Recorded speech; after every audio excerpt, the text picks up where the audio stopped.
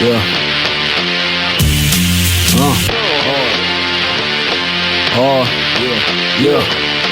Hard. Militant-minded general, 9 grip, the grip with blades and a pen that can sharpen your spine's tip. Level-headed, though my mind flips from side to side with an acrobat's experience. After I stick it, I'm lyric down a demon-possessed Dahiye. Seems Jay's the best for the job with no code. What's the word, y'all? It's KTR _ podcast, Neuros podcast, hashtag KTR. We are KTR, and we are back, baby.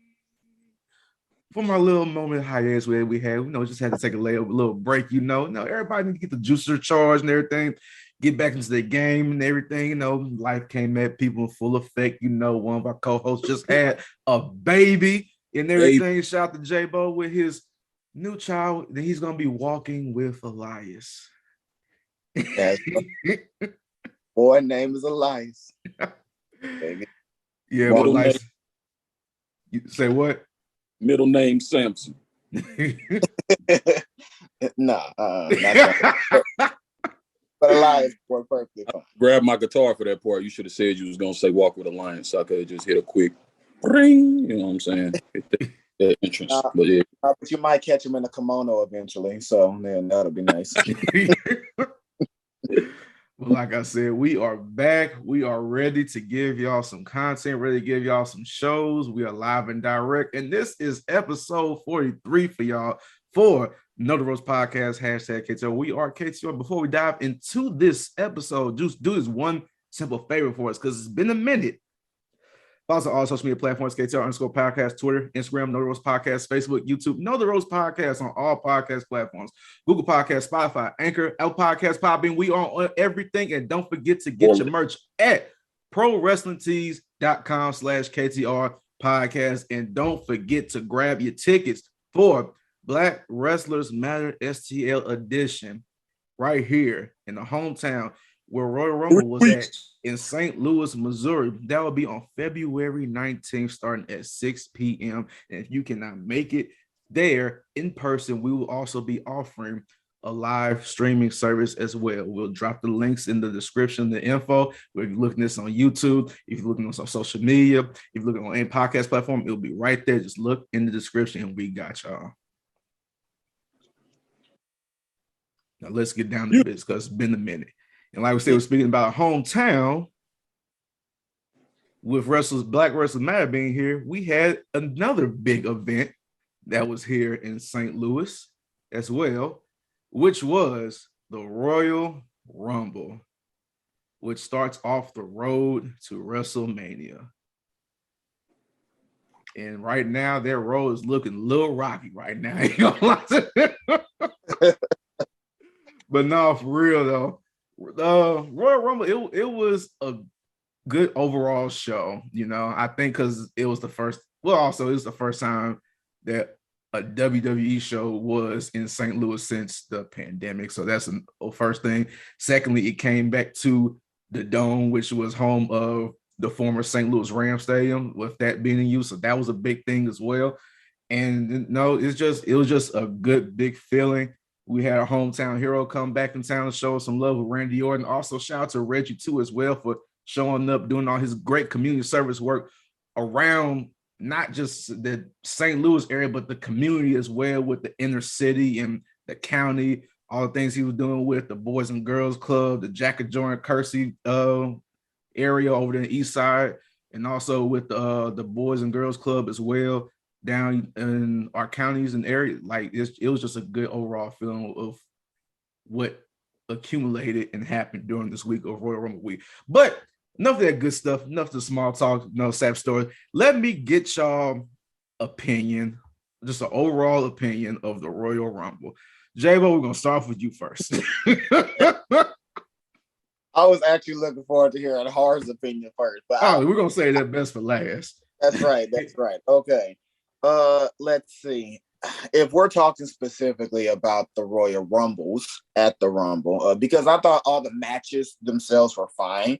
You already know with the Bloodline and Roman Reigns went out there, even though it was a DQ, he still led to SmackDown. Then the inevitable turn from Paul Heyman with the support of Roman Reigns. We saw that turn coming eventually. There had to be a large climax at some point. It was delayed due to, the panorama, but eventually Roman Reigns came back and showed that Paul Heyman's loyalty was truly with him. But if we're talking about the Royal Rumble specifically, my overall opinion, I think it's the same as most fans, is predictable. You mean that the Royal Wrestling Entertainment let go of what feels like half their roster over the past year, just so that we can accumulate to not one but two part-timers winning and eventually main eventing WrestleMania. We saw that coming. Brock Lesnar and Roman Reigns were obviously not done, but they haven't been done in the last 7 years. And Becky Lynch and Ronda Rousey, I mean, that had to happen eventually. So we saw it coming. It's just upsetting because there was a lot of fun guys and girls that came out in the Rumbles, and it was good feel, but the winners, we just saw it coming. But if I had to highlight just one thing, and I just loved it the most, was Mickie James coming out with the Impact Knockout Championship. She said she was going to do it on social media. She did it. She came out. That, to me, was the best moment of the night. That made everything worthwhile. In fact, that moment was better than Brock Lesnar or Ronda Rousey winning to me. But that alone just made it. So, predictable, to say the least. I can't really say if it was, good or bad, just predictable. For me, I overall like the show pretty much. It was a good amount of feel, but like you said, it was predictable for the results of who was going to win the women's and the men's Royal Rumble. Shout out to the match between Roman Reigns and Seth Rollins. I did like how that match went from beginning to end, even how the match ended in the aftermath of that match. I did like that a lot as well. And pretty much good match with like all the mini matches in between, with the couple versus couple match, Doudrop versus Becky Lynch, and as well as the Lashley versus Lesnar match, which was a match that needs to happen, that we want to happen, not necessarily made in the fashion that it had to happen, but it had to happen that way because two wrestlers of that magnitude, that stature, didn't really want to show somebody getting pinned and cleaned and fair like on that type of stage. Not saying that the Royal Rumble isn't that big, but it's not like it's second tier to like a WrestleMania and SummerSlam. That's the only way you'll see like a wrestler of those two with their dominance to get pinned cleanly. So that would be my take on that. But overall, it was good, great surprise entrance. I was happy to see my first wife, Cameron, come in on the women's Royal Rumble. I loved her. My heart dropped. But anyway, that's another story. Yes. But that's just my take on the overall. So, like I said, I liked it. It could have been better, but we'll touch on that a little bit later on the show. Just giving our overall point of view of the show. So, Big Harv, we are ready for your tape. I'm just gonna sit back, all right, and relax. I'm gonna mute my mic, so you don't hear my reaction. Go ahead. We ready. I'm gonna give the show a solid C if I had to give it a grade. All right. Let's talk about what I was impressed with. I had not a lot of people, but a couple people over to watch it. And Doudrop impressed pretty much everybody in the room because she's unassuming. You don't expect her to be able to move as well as she does, to have the stamina that she does. There's certain things that you don't expect from certain superstars, especially from the outside looking in. And the fact that she won over everybody in the room. And I was even impressed with that match. That was actually, other than the Reigns-Rollins match, that was by far the best match on the card. Edge and Beth Phoenix versus Miz and Maurice was okay.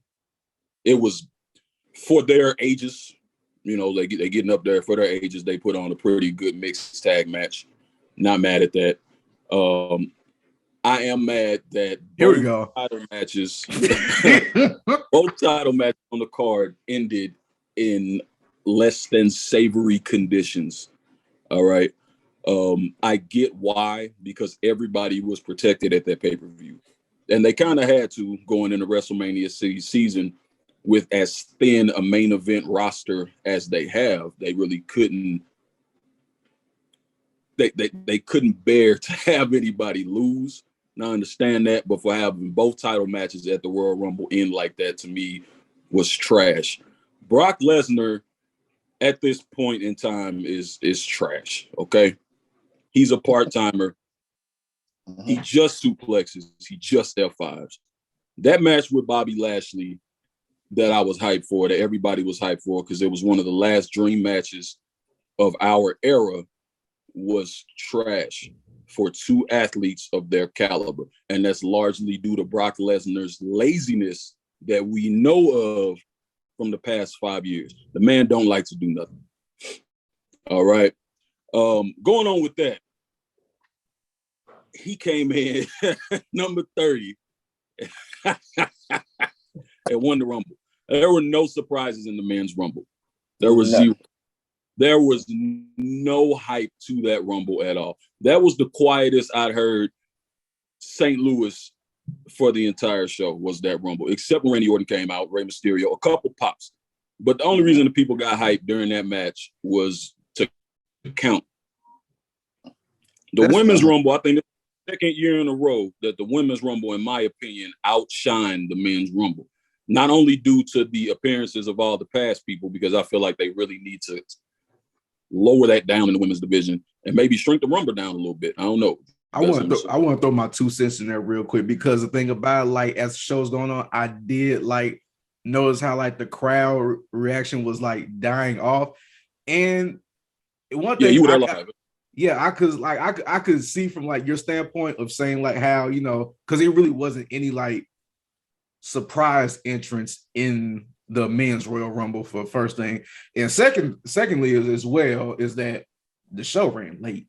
And the thing about it, we're in the Midwest, so like anything that really goes on after 10 o'clock in the show is really just gonna drain us. I know people like in the East Coast, they used to stuff going on late because that's what they're used to, and that's how it goes. Or like people in the West, they're used to things being early. We're like in the middle.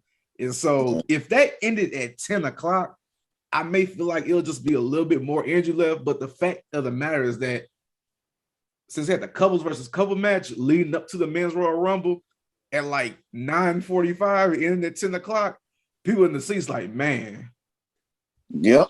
Oh, I'm just trying to stay awake. But like I said, those countdowns were keeping people, you know, upbeat and everything. But you could tell for like, you know, with certain superstars that were coming out, it was just like, it was like dead silent. Like people would stand up, the countdown, then you see Ridge Holland.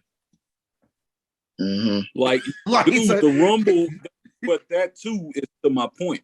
People sat down and were more likely to show how tired they was, because wasn't nobody to get hyped for. True. Who was there to get hyped for except Randy Orton?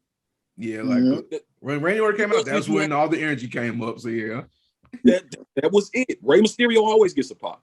Yeah. You know what I mean? AJ came out first, so he got his pop. But they didn't have consistent pops throughout the Rumble. Nakamura had a great one.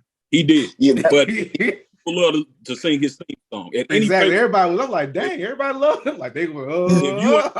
You could have not seen Shinsuke in a year, and you come out to that music, and wherever he is, the crowd is gonna erupt more because of the music and his energy than anything. But Shinsuke get that kind of pop. It's mostly because of his entrance. Right. All right. But my point is, the men's Rumble lacked again. They don't have anybody. And they didn't have anybody to call, because we keep talking about they don't have any other legends left that they can really bring in that actually are able to move now. They just don't have anybody. Bad Bunny had one of the best performances in the Rumble. Yeah.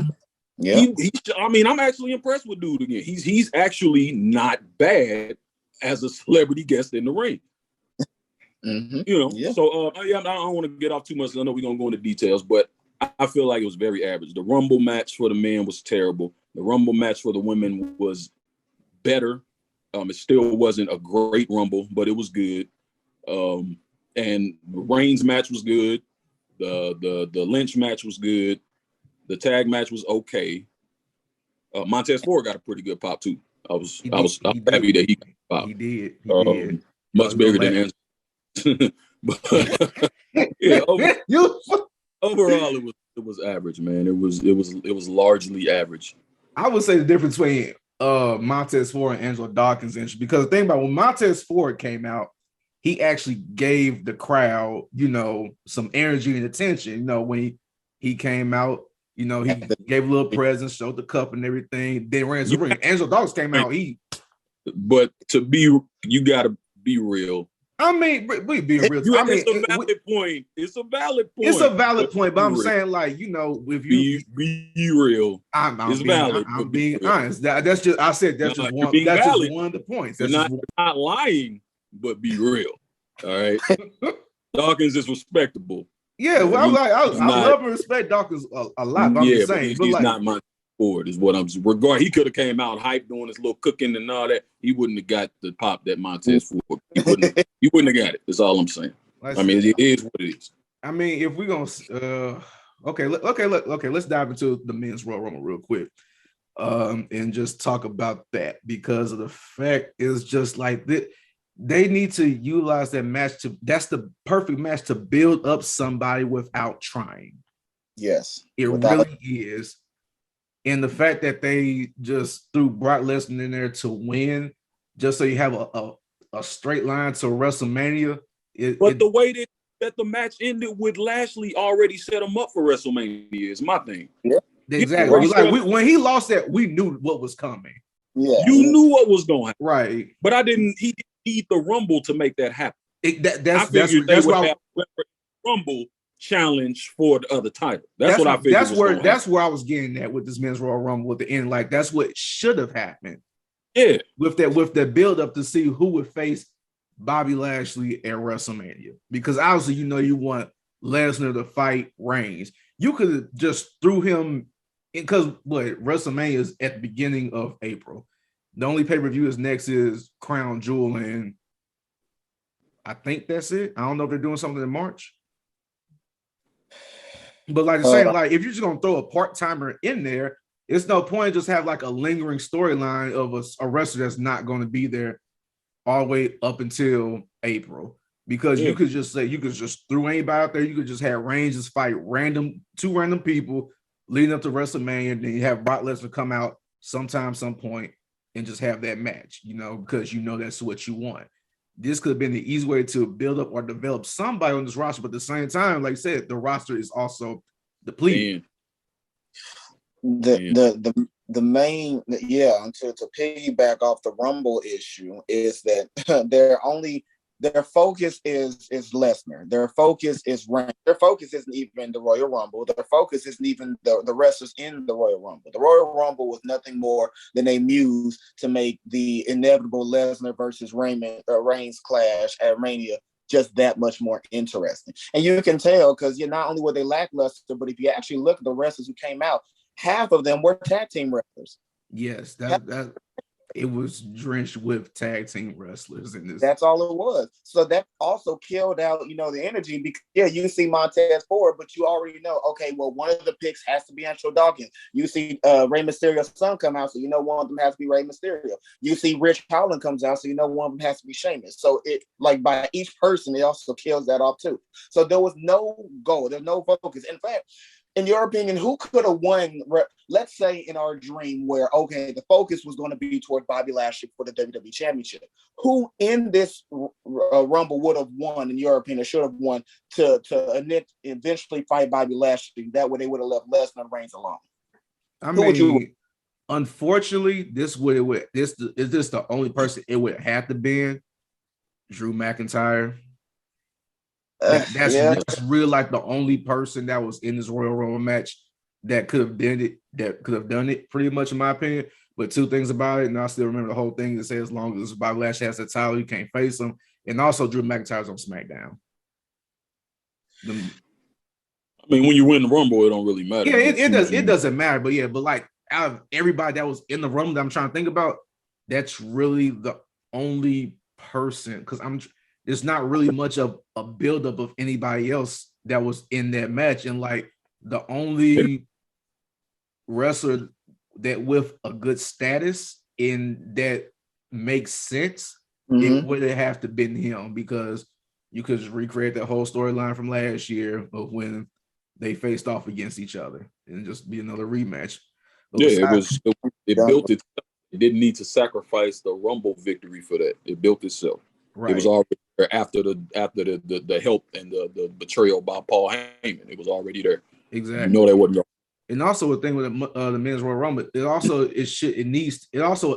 in the past helped other wrestlers, get built up, like to show who may be like the next big star coming up in like future years. And it may not have been the winner, but somebody that showcased, great skill and great competition within that match, with the whole thing when they had the whole shine with when Keith Lee was in the match for a second. When he has they used to Brock have Lesnar. Final 4 and the Final 5 Exactly. standoff. Like, just somebody gave a little bit of hope. Or like when Roman Reigns, when he first got into it, he made all the way to like the last 3 or 4, then got eliminated. Just something like that, just to build somebody. Like, I mean, that could have been something. I kept saying it could have been for somebody like a Montez Ford.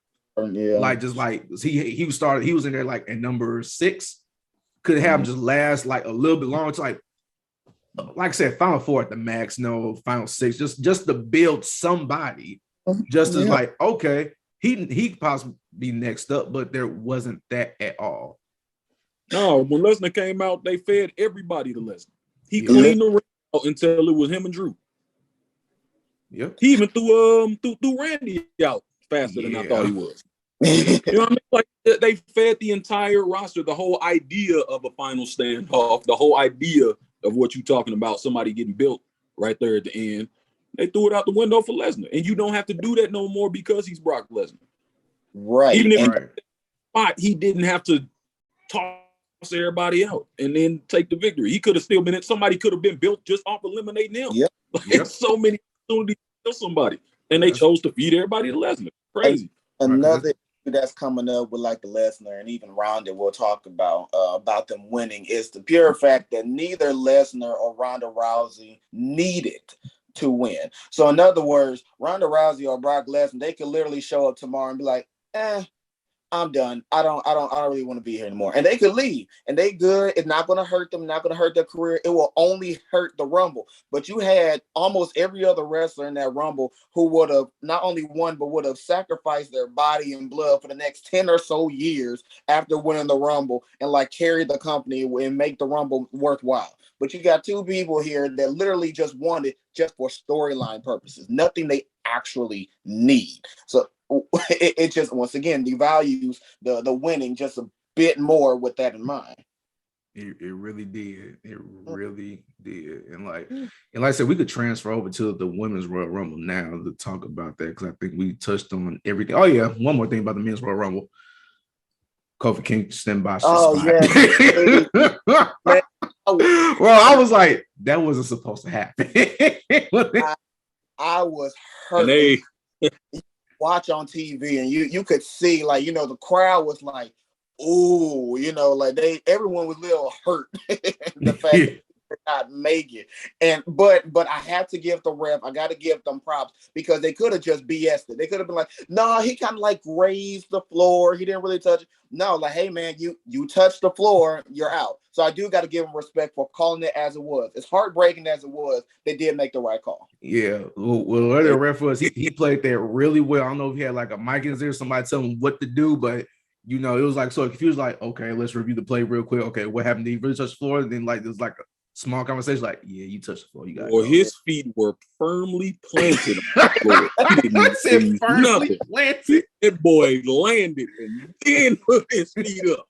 he like, nope, I didn't touch it. Like, that wasn't even close, my boy. That was bad. Yeah, everybody in the ring saying like, yeah, you gotta go. And then you could tell, like, I guess he had a more of a part in the ring because up until the next person came out, they just spun the wheel with nobody really doing nothing because it was a body. They were freestyling. They're like, it was a whole body missing. Everybody punched somebody. Corner work, get in the corner. Right. Yep. All right, cool. Let's get on the women's Royal Rumble. Like I said, first off, Mickie James had the biggest crowd reaction throughout the whole night. That was beautiful. I'm gonna get that out the way first. That was a great moment. That was my wife, by the way. So yeah. Moment of the night. Always good. Yeah. Yeah, no, Mickie James did have the biggest crowd reaction out of any superstar. It might more than Randy Orton as well. I feel like it was up there, definitely. It was up there. It was top two. I don't know if it was number two though, but yeah. And she came out with her Impact belt as well. So that was just another big moment, breaking the Forbidden Door talk as well. So, but overall, like I said, the women's Royal Rumble was good because you're always going to get a number of surprise entrances due to the fact that the women's roster is limited. So you're not going to get much, but you never know who you're going to expect to come back because there's been plenty of other women wrestlers that have been injured or have been out of competition for a minute that have been teasing to come back. So you're just anticipating and waiting to see who was going to make their return, who was going to come back. It was nice to see Sasha Banks to be in that match, after talking about with her injury, she recovered fast. Yeah, so shout out to her with that as well. And still don't agree about the ending of it, but hey, let's talk about it. Ronda Rousey was the Women's Royal Rumble winner. I do not agree with that at all. Nope. I saw it coming because first off, Becky Lynch, she already dominated everybody. She unnecessarily dominated Bianca Belair at SummerSlam. I will never forget that. But with the storyline with how they left off with Becky Lynch winning the triple threat match at WrestleMania and how Ronda Rousey shoulders wasn't really on the floor and then she just left after that, it was inevitable. She had no other challenger. So Ronda Rousey coming back made sense. So storyline-wise, that makes sense. But once again, that's the problem, is that they're only focusing on storylines and not really building anybody else. So the storyline here is Ronda Rousey coming back in her revenge against Becky Lynch. But it was such a great Rumble, in my opinion, just so that they can just, sort of like how they fed Lesnar, they just fed Rousey at the end. And at the end where Charlotte and Becky Lynch, you heard the crowd. They was getting hyped. Oh, yeah, they about to do something. But then they tussled for like 2 seconds. She grabbed the leg and flipped her over, and that was it. There was really no energy to that end whatsoever. But, yeah, that's my take. Yeah, I agree. It was I've become less of a Ronda Rousey fan during her hiatus because she doesn't really respect the business. To J-Bo's point earlier about how they can just take their ball and go home anytime. She'll literally do that. And she'll talk shit the whole time she at home about the fans, about the industry, about everything, and then come back and is entitled to the type of treatment that she just got with a title match. And while it was obvious once she came out, you knew what was going to happen. All right. The only reason I really hope for Bianca Belair is for the same reason that I knew that once Ronda Rousey came out, she was going to get it, is for an actual revenge match. For the way she was treated earlier. So that was really the only other option to me. But Ronda Rousey, man, I'm not gonna knock her ring work. I feel like she was decent for the time that she was there. She actually wasn't bad in the ring. But she's, as a person doing business in the industry, she's I'm not hype about it. She could have come out on any odd show and challenged for that title because she's Ronda Rousey. Again, just like Brock, it wrote itself. You didn't have to. And the women are actually in a better position for somebody to win that Rumble and make a star of themselves. Like, it's obvious women who are right there on the cusp of moving up. You know what I mean? So it was stupid. It was more stupid than Lesnar's because of that. She could have literally walked out the next night and been like, Becky Lynch, get out of here, you bitch. You know how they talk about each other, and you come out and do the little talking, and there's the match. You didn't have to do it. You didn't have to use the Rumble. That was it's a stupid use of something that they've had in their company for so long that I don't even think they know how to use it anymore. They don't know how to use the Rumble no more. They don't know how to use Money in the Bank no more. They don't know how to use it. They don't know how to use the ring anymore. They don't know how to use the elimination anymore. They don't know how to use Money in the Bank anymore. And all of those concepts still work. Yeah, exactly. Those are easy hand-giving ways to help develop new superstars without trying to develop a new superstar. Like, you really don't have to, like, the Elimination Chamber built up, not saying Kofi didn't have stats, but it helped build them up for that championship reign with ease. Like, you didn't have to even try to develop a storyline. He just had Kofi Mania happen within one match. That's all it takes, is just that was it. One match. Keith Lee, when he was still around, he was built not only from the Royal Rumble, the Survivor Series. Yes. When the last one with Roman Reigns, that alone would have built him up too. These are just series. They're hand-giving opportunities. Like, you don't need to give it to somebody that's already has a name for themselves. They could just easily just throw in there one day and just say, hey, here it is. Like what they did with Seth Rollins against Roman Reigns. What Seth Rollins do? All he just did was show up in Roman Reigns' locker room, and bam, you knew you had that title match. That's all they could did for a Ronda Rousey or a Brock Lesnar. Just have them show up, and that's it. That's it. That's literally it. That is literally, they just dropped the ball there. Okay. I mean, honestly, I don't have really too much to say about the Women's Royal Rumble. Like, those are my 2 cents. Like, Mick James had the biggest pop. Ronda Rousey shouldn't have won. And like, shout out to Ivory though. That was hilarious. That was fucking hilarious. That was great. That was great. That was great. Ultimate Karen move right there. I love it. All right, so with that, because we did say who we would rather have, who would be built up, but the thing about it's a lot of women is already that could be built up for the next match. So we know that Roman Reigns is going to fight Brock. We know that Becky Lynch is going to fight Ronda Rousey. So with that being in mind, who do you think is going to fight Bobby Lashley at WrestleMania and Charlotte Flair at WrestleMania?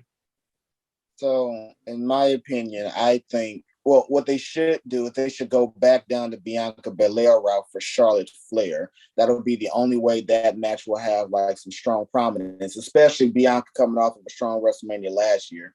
And since Drew McIntyre was the last one in the ring with Brock Lesnar, typically you can kind of foreshadow who's going to main event WrestleMania by whoever the last ones are in the Royal Rumble ring. So with Drew McIntyre being there, I see him going against them.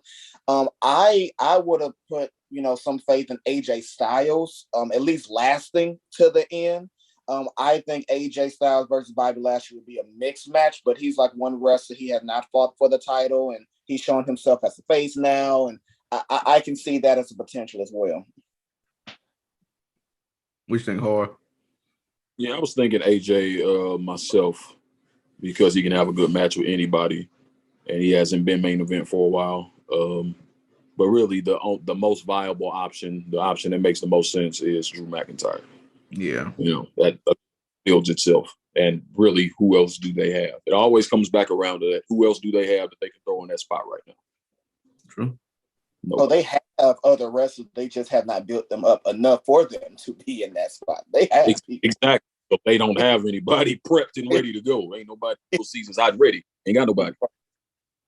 Yeah. So like I said, Drew McIntyre. That's honestly really it. I would say Big E, but they moved Big E officially to SmackDown, and so that just threw me for a loop. I'm like, oh. That's why he was one of my picks. I thought Big E was gonna make some noise out there. It's a shame. Brock Lesnar has this. The New Day has a Brock Lesnar curse where both Kofi and Big E lost the WWE title to him, never got a rematch with them, and then they just get thrown into tag team pictures.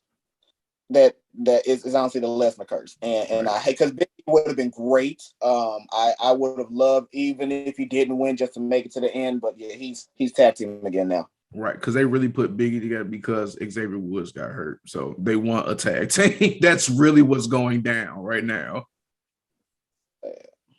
Yeah, but like I said, fortunately, it is what it is with that. So that's really it for real. Honestly, that's the road to the WrestleMania at this moment. We have no idea what's gonna happen, but we know we already have 2 title matches locked down, ready to go. That they could save for a little bit longer. Yeah. But that's the way the cookie crumbles, and that's the way our show is going to end. So thank y'all, everybody, for tuning in, joining with us for episode 43.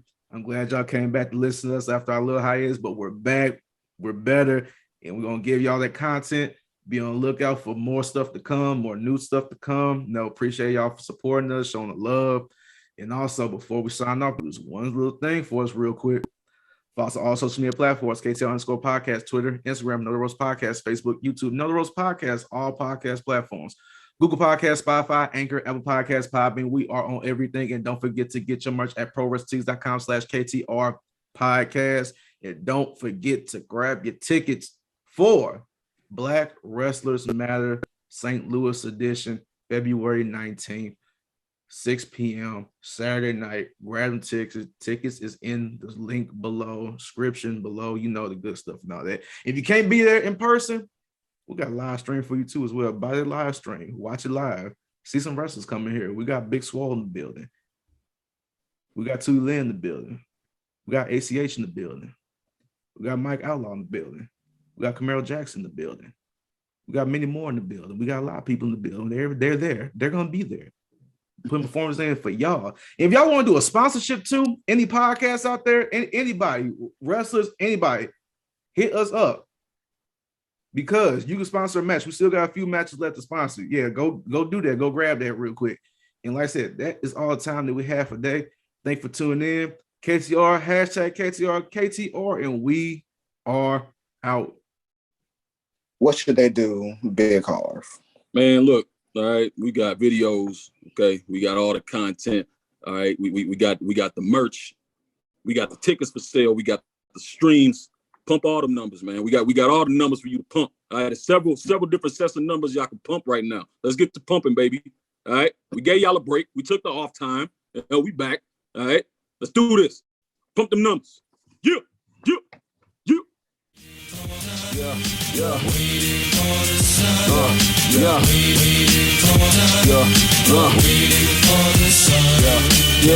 Numbers, letters, all symbols of man-made devices that could cripple us all. Improve we can panicking when storm hits and knocks out the power grid. Are you fully prepared to live off the grid? How you think?